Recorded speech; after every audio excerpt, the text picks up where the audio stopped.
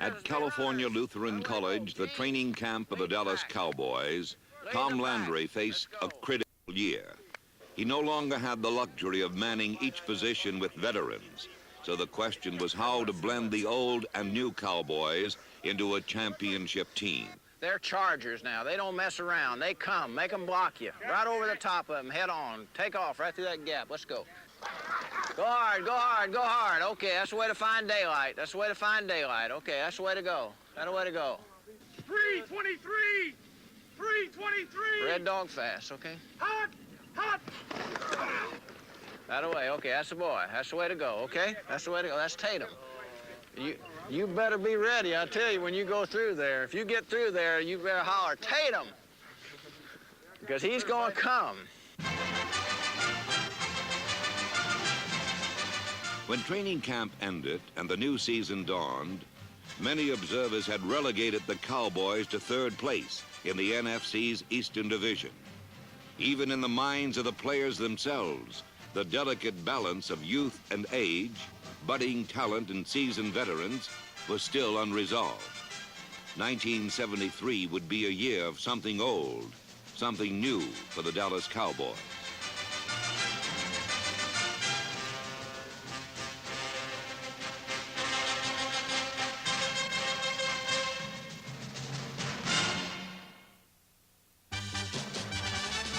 Laced with a rich vein of raw talent, Tom Landry's Cowboys met the Chicago Bears in the season's first week.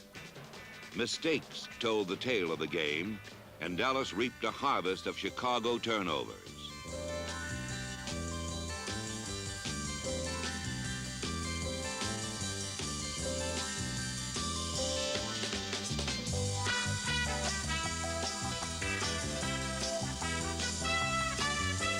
Generaled by Roger Staubach, the Cowboys' offense unfurled something old and something new. The new was wide receiver Otto Stowe. The old was tried and true Bob Hayes, as Dallas edged Chicago 20-17. On Monday night, Dallas buried New Orleans under a barrage of touchdowns. Mike Montgomery and Robert Newhouse, two second-year Cowboys, spurred the 40-3 rout of the Saints. Against St. Louis in the third week, the Cowboys rode to victory behind the blocking of John Fitzgerald, Blaine Nye, John Nyland, Rodney Wallace, Ralph Neely, and Rayfield Wright.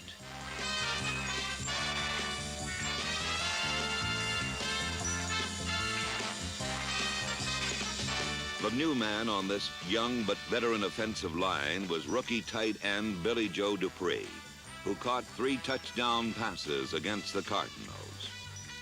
Dallas overwhelmed St. Louis 45-10, and after 3 games, the delicate balance of youth and age melded into 3 sweet victories.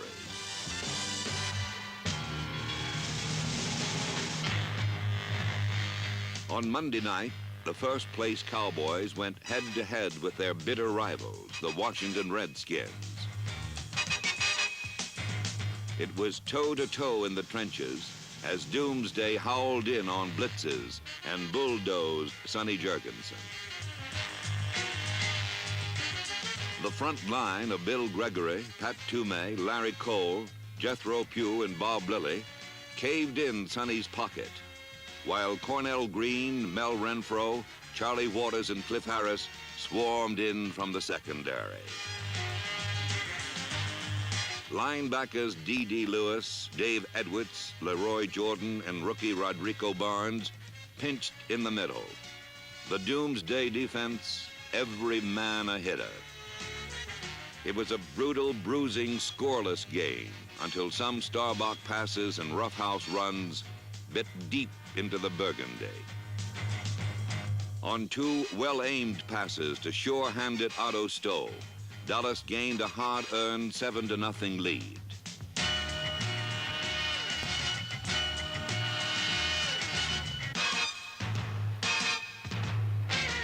In the final 30 minutes, Washington tied the score, and with the game up for grabs, the Redskins snatched it away from Dallas.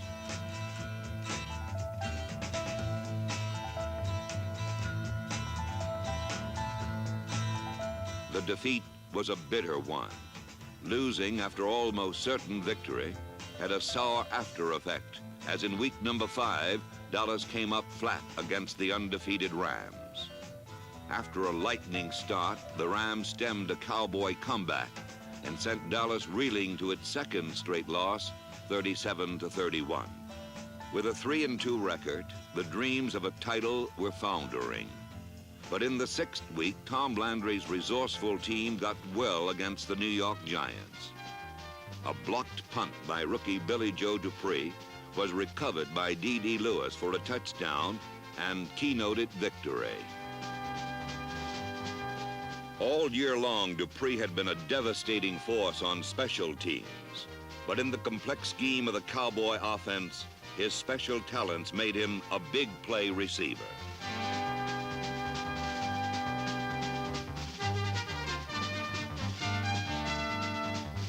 Although Dallas blistered past the Giants 45-28, the root of the Cowboys' problems was inconsistency. And this was never more evident than in their 7th game with the rebuilt Eagles. Philadelphia sent the Cowboys tumbling to their 3rd defeat, and the future looked bleak indeed.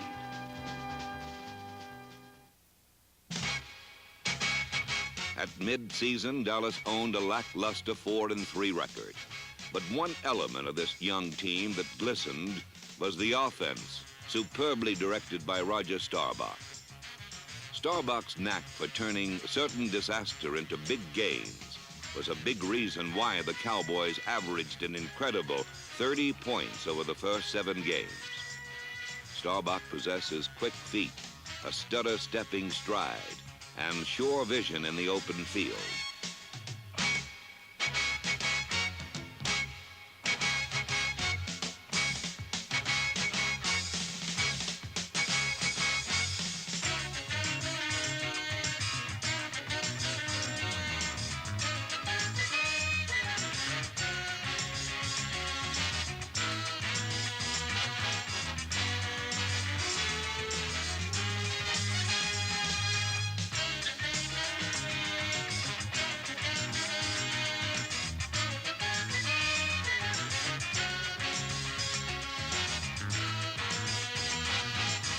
The targets for Staubach and Craig Morton ranged from a gray beard like Bob Hayes to gray hounds like Drew Pearson, Mike Montgomery, and number 83, Golden Riches.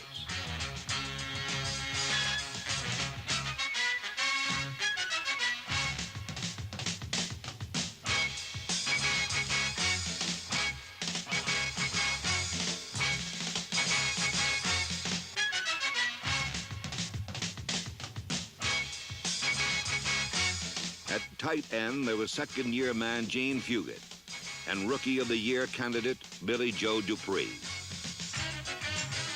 But the prime receiver through the first 7 games was willowy Otto Stowe, who burst from the crucible of Thousand Oaks into the season without breaking stride.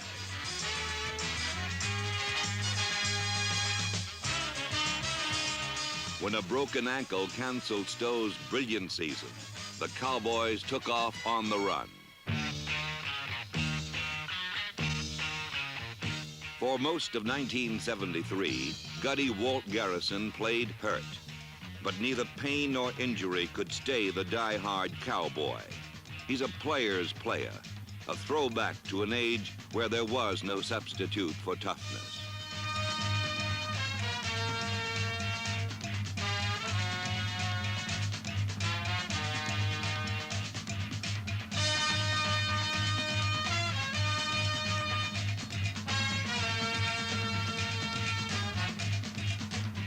When Garrison or Calvin Hill missed games, their replacement was Robert Newhouse, and the offense never missed a beat.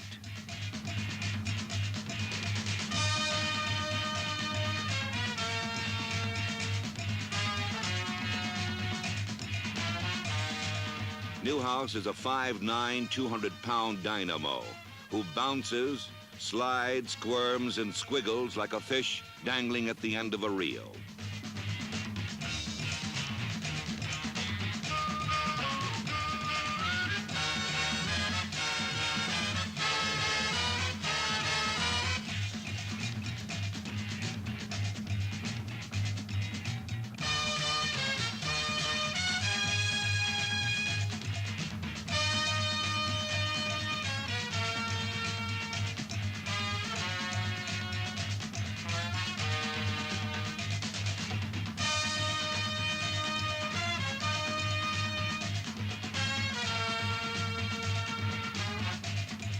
Like Garrison and Newhouse, Calvin Hill is about as subtle as a punch in the mouth.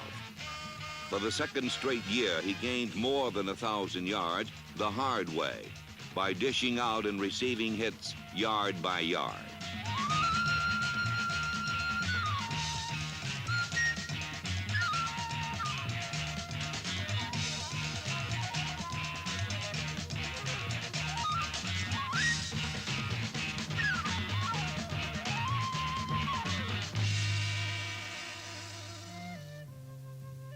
With a sizzling offense and a sputtering defense, the Dallas Cowboys ended the final 7 games with a cloudy future. But if there was a glimmer of hope for the Cowboys and their fans, it was the knowledge that at the midpoint of 1971, the year they won the Super Bowl, their record stood the same at 4-3. Against Cincinnati, the special teams led by Marv Bateman, Dave Manders, and Benny Barnes girded their strength and blew out the lean and hungry Bengals.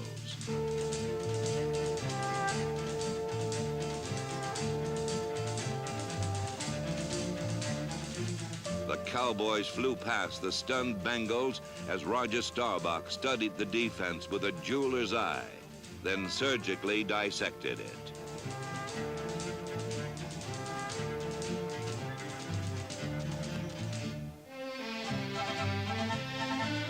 Dallas dispatched the Bengals 38-10, and then at the Yale Bowl, the Cowboys raced past the Giants 23-10.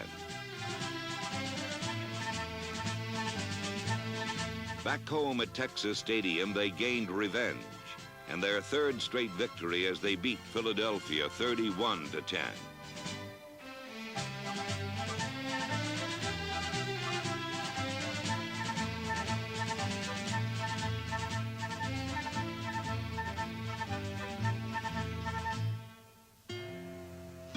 Dallas was in cruising gear, and the tidal wave seemed to be cresting until it was dashed by the world champion Dolphins. Miami surged to a fast 2-touchdown lead and held on to win 14-7. After 3 easy victories, 1 defeat drained Cowboy optimism. A sense of forlorn despair drifted from the bench into the huddle. There seemed to be no more second chances for the Dallas Cowboys.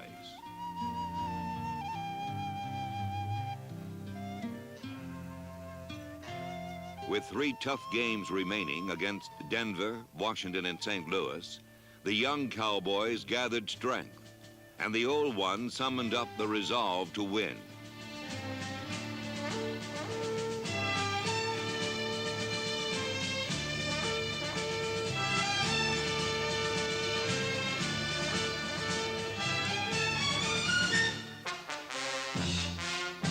The Cowboys came to Denver with little bravado, but they came with a burning intensity to win.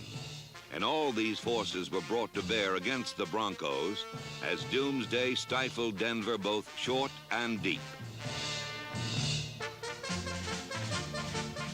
The game plan on offense was to pass, and it provided a blueprint for victory.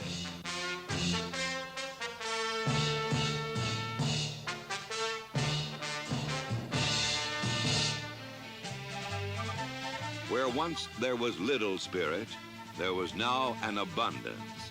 And the afterglow of the Denver win burned through to the following Sunday, when Dallas faced Washington for the Eastern Division crown. Victory and the title hinged on the doomsday defense. And in an instant replay of the previous game in Washington, doomsday ravaged the Redskins in the first half.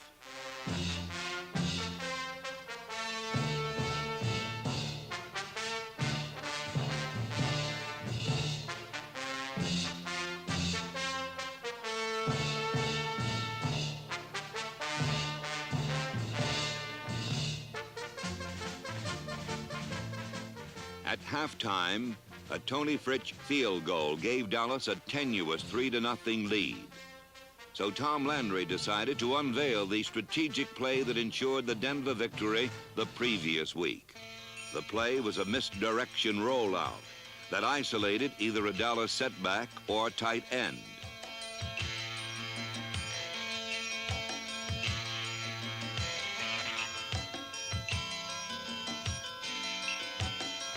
When the Broncos covered the setback, Starbuck went to his tight end who roamed free and embarrassingly open.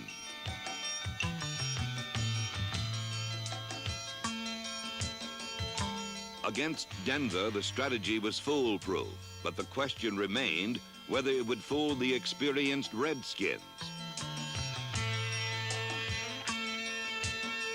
The question was answered with dramatic clarity as in the final 30 minutes, Starbuck showed the Washington Redskins everything but mercy. Off-play action, Starbuck rolled out and completely bewildered the Redskin defense.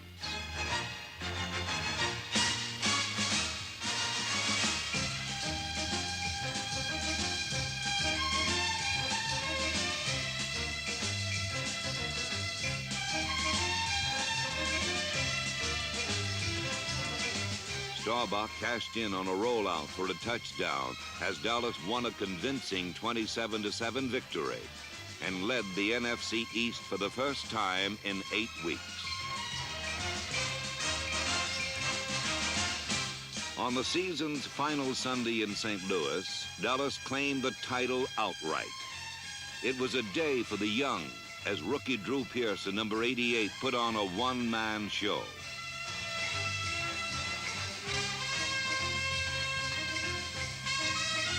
Pearson caught 5 passes for 140 yards and scored his first 2 touchdowns of 1973.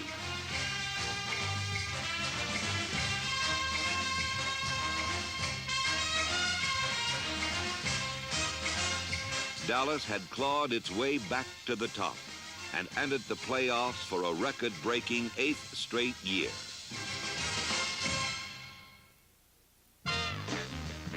The catalyst in the stretch drive was the doomsday defense, which allowed but 1 touchdown over the last 3 games. Doomsday was a fully coordinated mixture of youth and experience, and their motto was, when the whistle blows, everybody goes.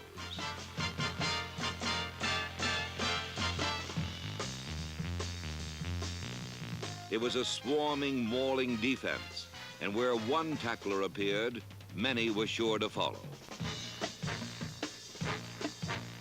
A defense that stretched out its tentacles and went all out for the football.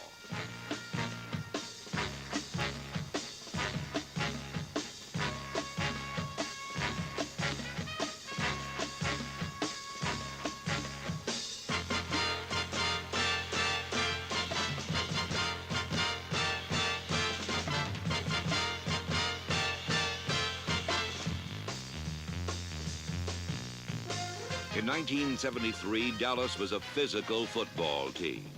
They came and crunched, pursued and punished. They came 2 at a time, alone, or in waves and droves of white.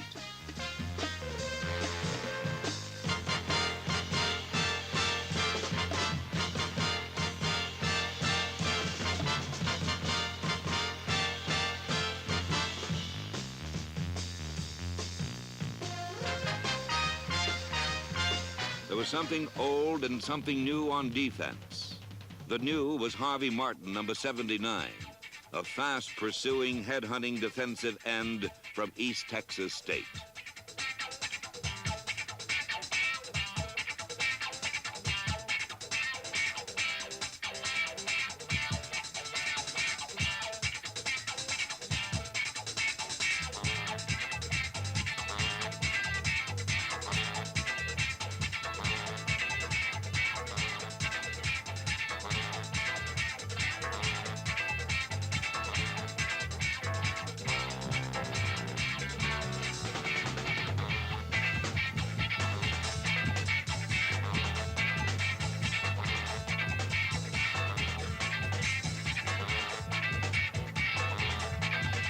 While Martin was the baby of the doomsday defense, the headmaster was middle linebacker Leroy Jordan. Standing firm at the helm of the defense, Jordan had unquestionably his finest season.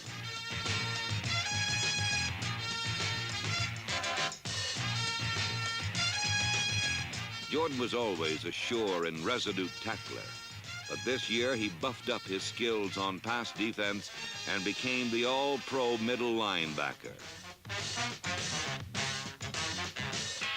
Jordan flies headfirst into action and uses his helmet like the business end of a torpedo.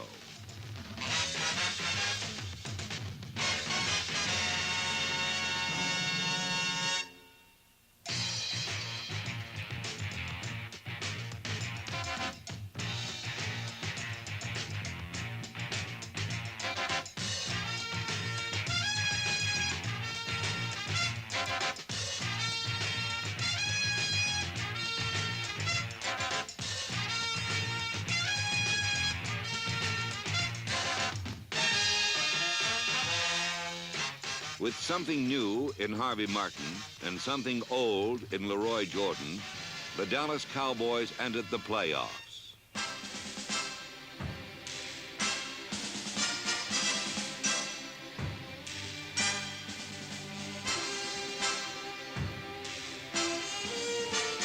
Against the NFC Western champion Rams, Leroy Jordan made his presence felt when he intercepted a pass on the game's first play. Jordan's interception was converted into a Calvin Hill touchdown, and Dallas was off and winging. Something new and something old combined in the next series as young Pat Toomey stripped away a fumble and veteran Mel Renfro recovered. Under a state of siege, the Rams watched the Cowboys strike again as Roger Staubach studied the defense and then struck rookie Drew Pearson dead in the hands for 6 more.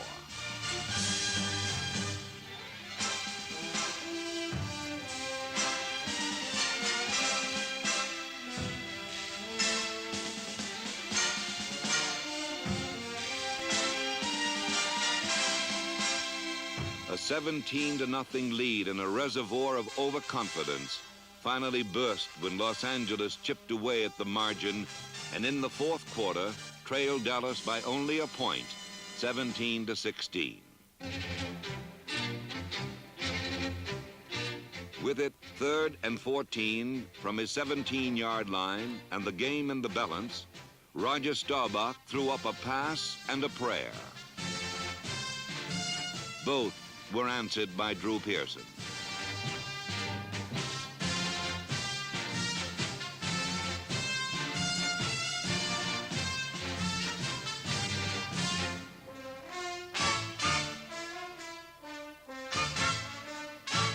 Dallas beat the Rams 27-16. And even though it lost to the Vikings a week later for the NFC Championship, the defeat did not dampen their achievements in 1973. The season, the Eastern Championship, and the playoff victory were tributes to a team that was written off by many before 1973 began. But the Dallas Cowboys hung together, and by the end of the year, this spirited team of young and old, rookies and veterans, marched to a 10-4 record. Next year, this mix of something old and something new just might blend into something super.